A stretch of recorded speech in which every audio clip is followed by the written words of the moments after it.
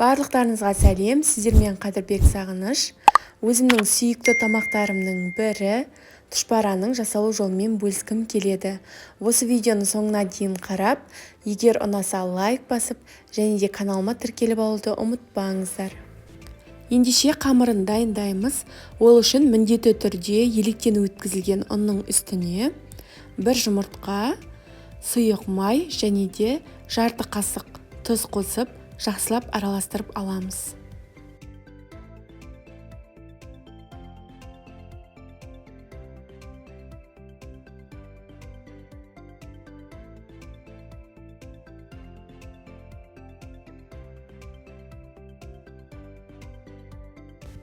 Үстіне қайнап тұрған ыстық суды құямыз. Лопатканың немесе қасықтың көмегімен араластырғанымыз жөн. Ыстық болғандықтан қолымыз күйіп кетуі мүмкін.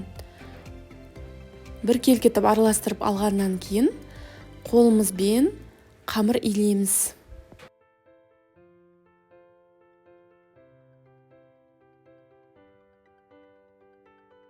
Дәл осы рецептпен сіздің қамырыңыз өте керемет болып шығады. Жұмсақ, ешқандай піскен кезде ашылып кетпейтін болады. Қолға жабыспайтын қамырымыз дайын. Енді бетін жауып, жарты сағатқа 30-35 минутқа тынығуға қоямыз. Осы аралықта біздің салмамызды дайындаймыз. Ол үшін бізге бір үлкен немесе екі орташа пияз қажет болады. Блендердің көмегімен ұсақтап аламын. Сіздер кәдімгідей ұсақтап турасаңыздар да болады. Фарштың үстіне салып, тұз бұрышын қосып араластырамыз. Осымен салмаңыз дайын болады.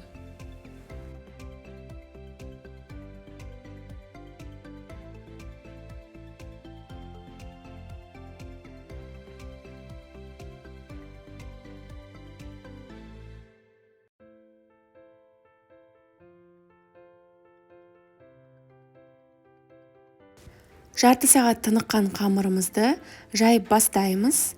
Қатты жұп-жұқа етіп жаюдың қажеті жоқ. Орташа көлемде жаямыз.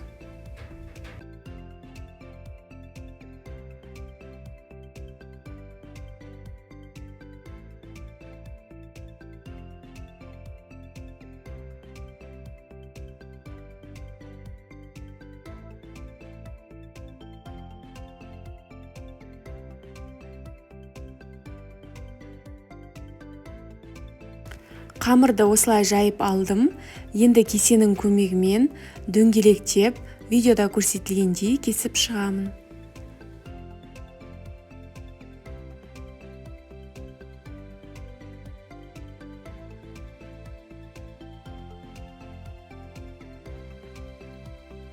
Сіздерге жақынырақ көрсетейін.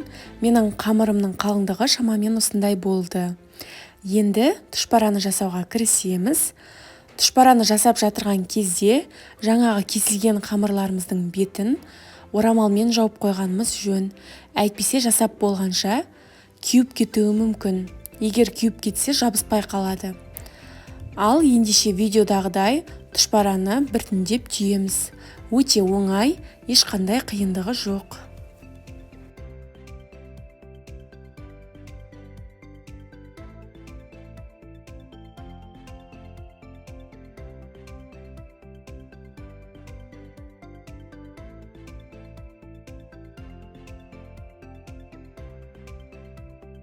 Дайын болған тұшпараларды мұздатқышқа қатырып қойсаңыз да болады. Қажет уақытта шетінен алып пісіре бересіз. Бұл тұшпаралар ұзақ уақытқа дейін сақтала береді. Ал ендеше осы тұшпараларды пісіріп дәмін көрейік. Дайындау тәсілі әркімде әртүрлі. Мен сұйық майға пиязды алдымен қуырып алғанды жөн көремін. Сұйық май немесе қойдың құйрық майына пісірсеңіз тіптен керемет болып шығады. Менде қазір құйрық май жоқ, сондықтан кәдімгі дүкеннің майын қолданамын. Кейін үстіне қайнап тұрған ыстық су құямыз. Дәміне қарай тұз саламыз. Қайнап жатырған судың үстіне тұшпараларымызды біртіндеп саламыз және де араластырып отыруды ұмытпаймыз.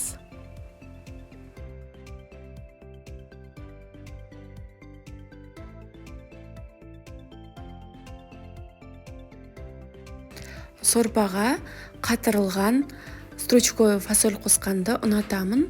Бұны енді қосу қоспау өз еркіңізге байланысты. Қақпағын жауып қайнатамыз. Мінекей осылай бұрқылдап қайнаған бойдан бастап 10 минут есептеймін. Яғни 10 минут қайнатамын осы кезден бастап.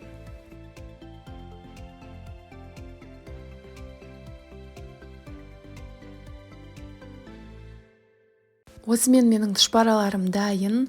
Өздеріңіз көріп тұрғандай, ешқандай ашылып кетпей, еттері бөлінбей, өте әдемі болып пісіп шықты. Дәміне енді сөз жоқ. Міндетті түрде дәл осы рецептпен жасап көріңіздер. Және де менің каналыма тіркеліп алуды ұмытпаңыздар.